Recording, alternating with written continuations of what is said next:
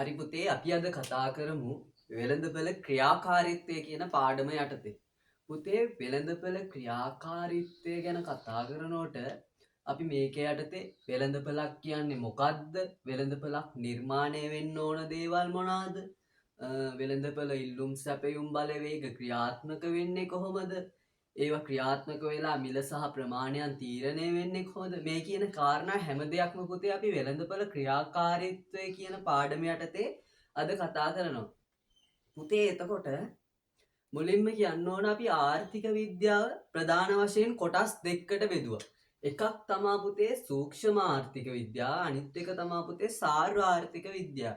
පුතේ මේකේ සූක්ෂම ආර්ථික විද්‍යාව යටතේ අපි කතා කරේ එක් එක් ආර්ථික විචල්යන් අපි වෙන වෙනම ගෙනල්ලා අධ්‍යයනය කරන එක තමයි සූක්ෂම ආර්ථික විද්‍යාවේදී කරන්නේ. එතකොට පුතේ සූක්ෂම ආර්ථික විද්‍යාව යටතේ කතා කරනවා පාරිභෝගිකයන් භාණ්ඩ හා සේවා පරිභෝජනය කරලා කොහොමද උපරිම තෘප්තියක් ලබන්නේ? නිෂ්පාදකයන් තමන් කරන සිදු කරන නිෂ්පාදන වලින් කොහොමද උපරිම ලාභයක් ලබන්නේ?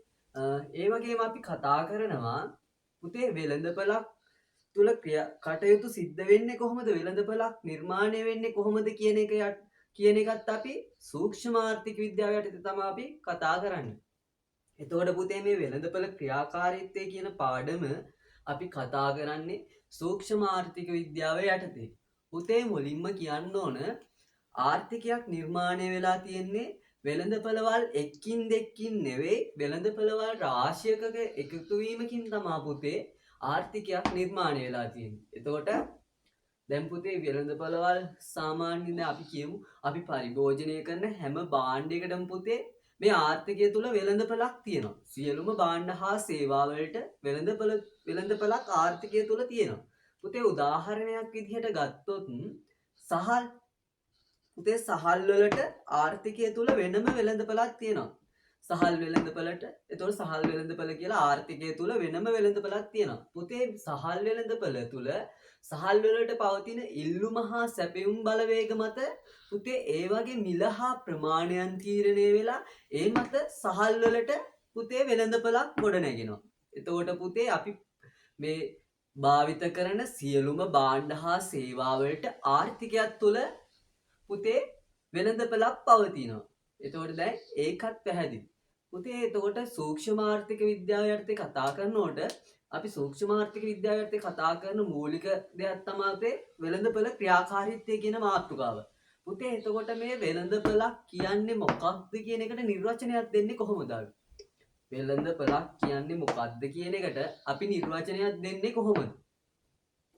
පුතේ වෙළඳපොළක් කියලා අපි නිර්වචනය කරන්නේ භාණ්ඩයක් හෝ සේවාවක් හා නිෂ්පාදන සාධකයක් විකිණීමේ සහ මිලදී ගැනීමේ හා ඒවායේ මිල ගණන් සහ ප්‍රමාණයන් නිරූපණය කිරීම සඳහා ගැනුම්කරුවන් සහ විකුණුම්කරුවන් අතර අදහස් හුවමාරු කර ගැනීම සඳහා අන්‍යෝන්‍ය වශයෙන් ගොඩනගාගෙන තිබෙන යාන්ත්‍රණය තමයි පුතේ අපි වෙළඳපොළක් කියලා කතා කරන්නේ. එතකොට පුතේ වෙළඳපොළක් කියලා අපි කතා කරන්නේ මොකද්ද? වෙළඳපොළක් කියලා අපි කතා කරන්නේ භාණ්ඩ හා සේවා හා නිෂ්පාදන සාධක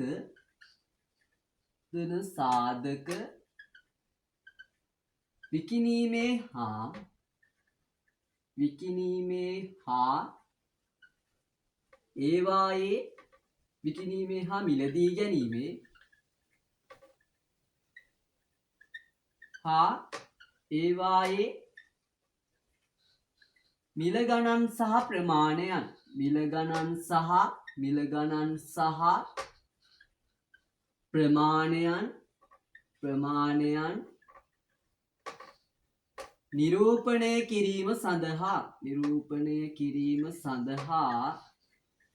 නිරූපණය කිරීම සඳහා විකුණුම්කරුවන් සහ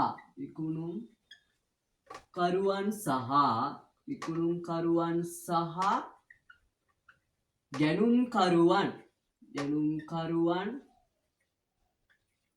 අතර අදහස් හුවමාරු කර ගැනීම සඳහා හුවමාරු කර ගැනීම සඳහා කර ගැනීම සඳහා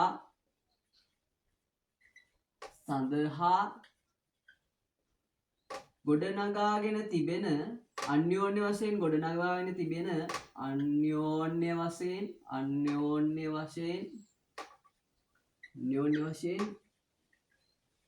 ගොඩනගාගෙන තිබෙන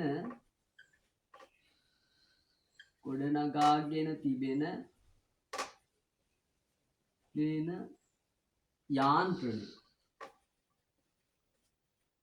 පුතේ එතකොට වෙළඳපළක් කියලා කියන්නේ භාණ්ඩ හා සේවා හා නිෂ්පාදන සාධක විකිණීමේ හා මිලදී ගැනීමේ හා ඒවායේ මිල ගණන් සහ ප්‍රමාණයන් නිරූපණය කිරීම සඳහා විකුණුම්කරුවන් සහ ගැනුම්කරුවන් අතර අදහස් හුවමාරු කර ගැනීම සඳහා අන්‍යෝන්‍ය වශයෙන් ගොඩනගාගෙන තිබෙන යාන්ත්‍රණය තමා පුතේ අපි වෙළඳපළක් කියලා හඳුන්වන්නේ. එතකොට අපි දැන් වෙළඳපළක් කියන එක නිර්වචනිකුත් කතා කරා. මොකද්ද පුතේ?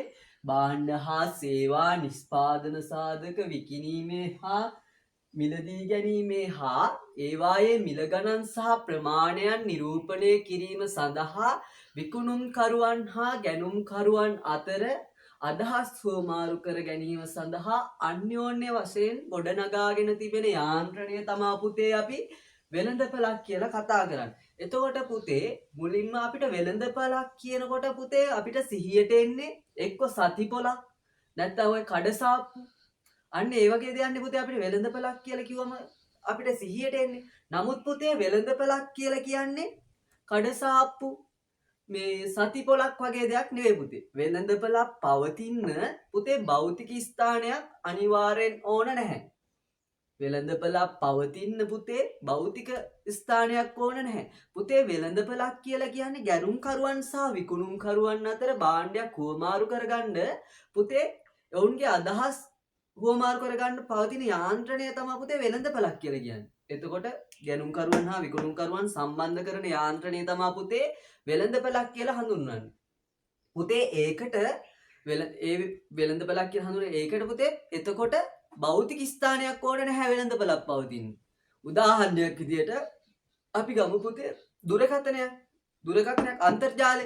පුතේ අන්තර්ජාලය හා දුරකථනය හරහා පුතේ ගැනුම්කරුවන් සහ විකුණුම්කරුවන් අතර අදහස් හුවමාරු කරගන්න යාන්ත්‍රණයක් හදන්න පුළුවන්. පුතේ කෝල් එකක් හරි මැසේජ් එකක් හරි දාලා භාණ්ඩයක් විකුණන්න තියනවා කියමු අපිට. ඒක ගන්න තව පුද්ගලයෙක් ඉන්නවා. ඒ පුද්ගලයාට මම කෝල් එකක් දීලා අපි ගාව තියෙන භාණ්ඩය ගැන ඔහුට පහදලා දීලා පුතේ ඔහුගේ කැමැත්ත හා අදහස් හුවමාරු කරගන්න එතකොට අපිට පුළුවන්. එතකොට විකුණුම්කරුවා සහ ගැනුම්කරුවා අතර අදහස් හුවමාරු කරගන්න දුරකථනය හා අන්තර්ජාලය හරහා පුළුවන් පුතේ. එතකොට මේ දුරකථනය හා අන්තර්ජාලය කියලා කියන්නේ මෙතන වෙළඳපළක්. එහෙම හඳුන්වන්නේ ගැනුම්කරුවා සහ විකුණුම්කරුවා අතර පුතේ සම්බන්ධතාවයක් ගොඩනගා ගන්න යාන්ත්‍රණය පුතේ දුරකථනය හා අන්තර්ජාලය තමයි එතකොට වෙළඳපළක් වෙන්නේ එතන. එතකොට පුතේ වෙළඳපළක් පවතින්න අනිවාර්යෙන් භෞතික ස්ථානයක් අවශ්‍ය වෙන්නේ නැහැ. එතකොට පුතේ මේ වෙළඳපළක් ගොඩනැගෙන්න මූලික අවශ්‍යතා තුනක් තියෙනවා පුතේ. වෙළඳපළක් ගොඩනැගීම සඳහා බලපාන මූලික සාධක තුනක් තියෙනවා. පුතේ එකක් තමා විකුණුම්කරුවන් සිටිය යුතුයි.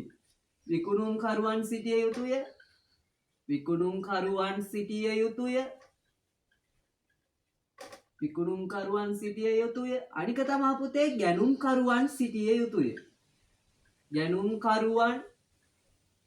ගැනුම්කරුවන් සිටිය යුතුය.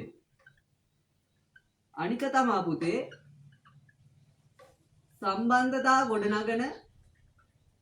සම්බන්ධතා ගොඩනගන යාන්ත්‍රණයක් තිබිය යුතුය.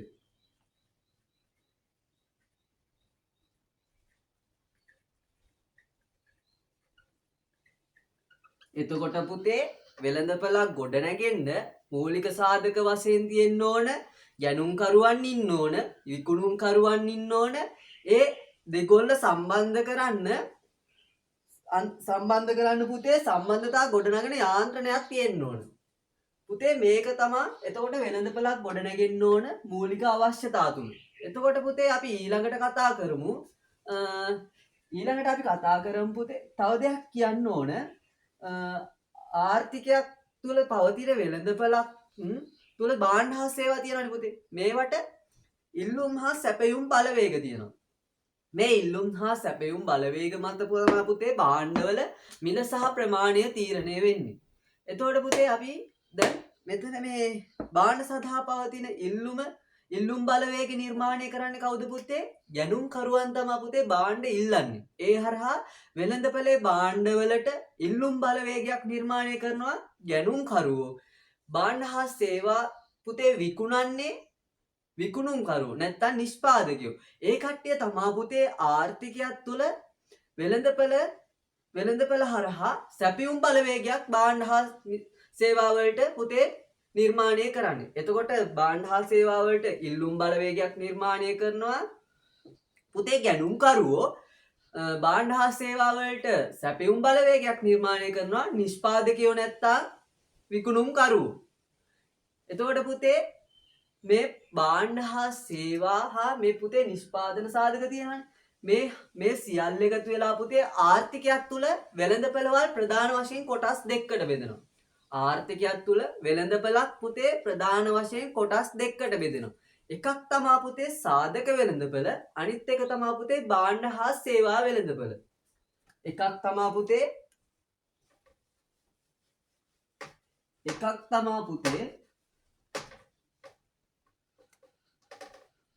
භාණ්ඩ හා සේවා වෙළඳපළ, භාණ්ඩ හා සේවා වෙළඳපළ. අනික තමා පුතේ සාධක වෙළඳපළ. සාධක වෙළඳපළ. පුතේ මෙතන භාණ්ඩ හා සේවා වෙළඳපළ කියලා කියන්නේ මොකක්ද? පුතේ භාණ්ඩ හා සේවා වෙළඳපළ කියලා කියන්නේ පරිභෝජන භාණ්ඩ හා සේවා ගනුදෙනු වෙන වෙළඳපළ තමා පුතේ මෙතන භාණ්ඩ හා සේවා වෙළඳපළ කියලා හඳුන්වන්නේ. එතකොට භාණ්ඩ හා සේවා වෙළඳපළ කියලා හඳුන්වන්නේ පරිභෝජන භාණ්ඩ හා සේවා ගනුදෙනු වෙන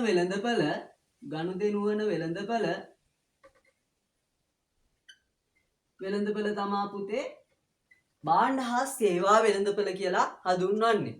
එතකොට පුතේ සාධක වෙළඳපළ කියලා හඳුන්වන්නේ නිෂ්පාදන සාධක ගනුදෙනු වෙන වෙළඳපළ තමා සාධක ගනුදෙනු වන වෙළඳපළ තමා පුතේ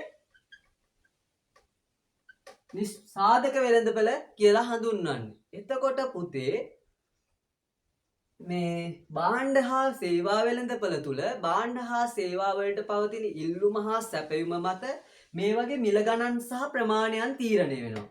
භාණ්ඩ හා සේවා වෙළඳපළ තුල භාණ්ඩ හා සේවා වලට පවතින ඉල්ලුම හා සැපයුම මත මේ භාණ්ඩ හා සේවා වල මිල ගණන් සහ ප්‍රමාණයන් තීරණය වෙනවා. එතකොට භාණ්ඩ හා සේවා වෙළඳපළ තුල භාණ්ඩ හා සේවා සඳහා පවතින ඉල්ලුම හා සැපයුම මත මේවායේ මිල සහ ප්‍රමාණය තීරණය වේ.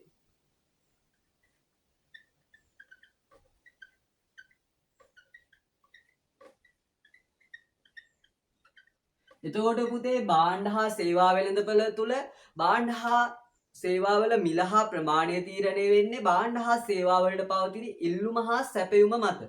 එතකොට පුතේ සාධක වෙළඳපළ තුල නිෂ්පාදන සාධකවලට පවතින ඉල්ලුම සැපයුම මත තමා පුතේ නිෂ්පාදන සාධකවල මිල සහ ප්‍රමාණය තීරණය වෙන්නේ. එතකොට නිෂ්පාදන සාධක සඳහා පවතින ඉල්ලුම හා සැපයුම මත තමා සාධක වෙළඳපළ තුල සාධකවල මිල හා ප්‍රමාණයන් තීරණය වෙන්නේ. ඒ දෙකත් පුතේ මේ දෙකේ වෙනස්කම. එතකොට අපි ඊළඟට කියන්න පුළුවන් පුතේ භාණ්ඩ හා සේවා වෙළඳපළ තුල ගැනුම්කරුවෝ වෙන්නේ පුතේ ගැනුම්කරුවෝ පාරිභෝගිකයන් වෙනවා. ගැනුම්කරුවෝ වෙන්නේ කවුද? පාරිභෝගිකයෝ.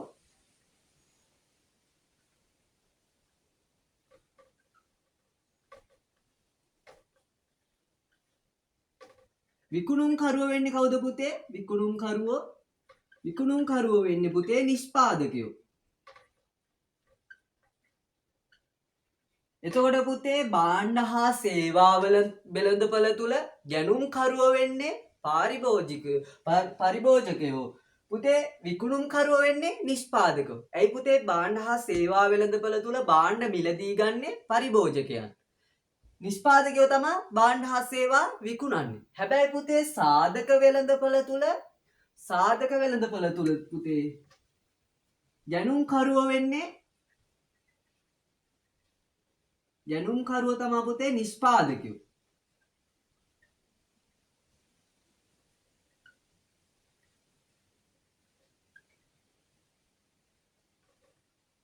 විකුණුම්කරුවෝ වෙන්නේ කවුද පුතේ?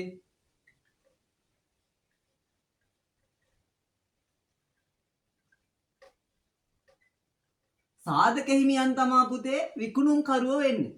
එතකොට පුතේ සාධක වෙළඳපොළ තුල නිෂ්පාදන සාධක ගැනුම්කරුවෝ වෙන්නේ නිෂ්පාදකයෝ. ඇයි පුතේ භාණ්ඩ හා සේවා නිෂ්පාදනය කරන්න නිෂ්පාදන සාධක මිලට ගන්නේ නිෂ්පාදකයෝ. ඒක නිසා ඔවුන් තමා ගැනුම්කරුවෝ වෙන්නේ මෙතන.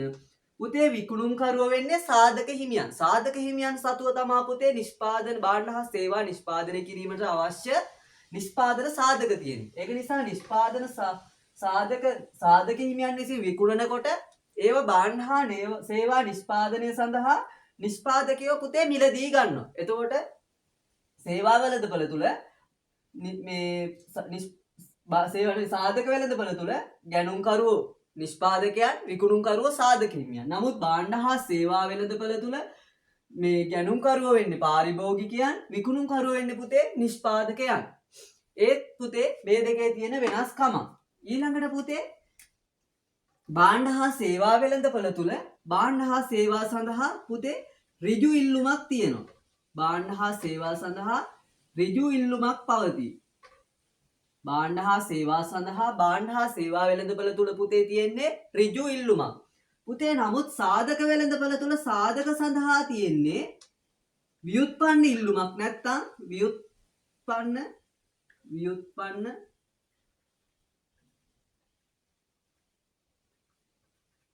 නැත්තම් පුතේ වක්‍ර ඉල්ලුමක් තමයි පවතින්නේ.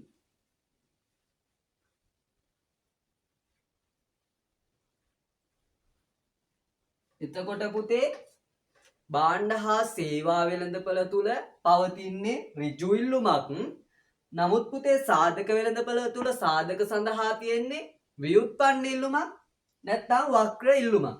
පුතේ එතකොට අපි දැන් කතා කරා ආර්ථිකයේ වෙළඳපොළවල් තියෙනවා.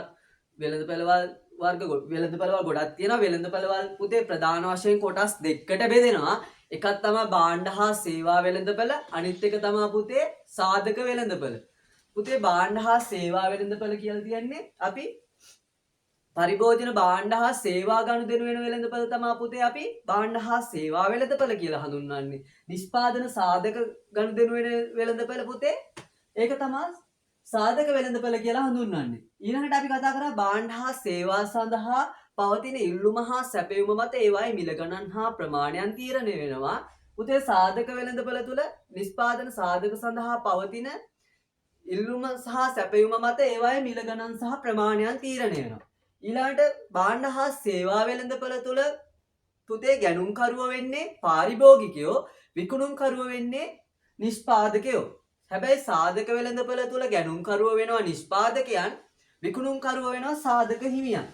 පුතේ ඒ වගේම තමයි භාණ්ඩ හා සේවා වෙළඳපොළ තුල පවතින්නේ ඍජු ඉල්ලුමක්.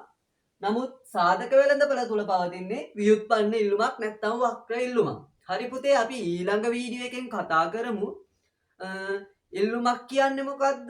හා සැපයුමක් කියන්නේ මොකද්ද? මේ වගේ තියෙන ඉල්ලුම් න්‍යාය, සැපයුම් නීති. පුතේ මේ හැම දෙයක්ම අපි ඊළඟ වීඩියෝ එකෙන් කතා කරමු. එහෙනම් දැනට අපි නවත්වනවා. වීඩියෝ එක හොඳයි නම් කමෙන්ට් එකක් දාන්න.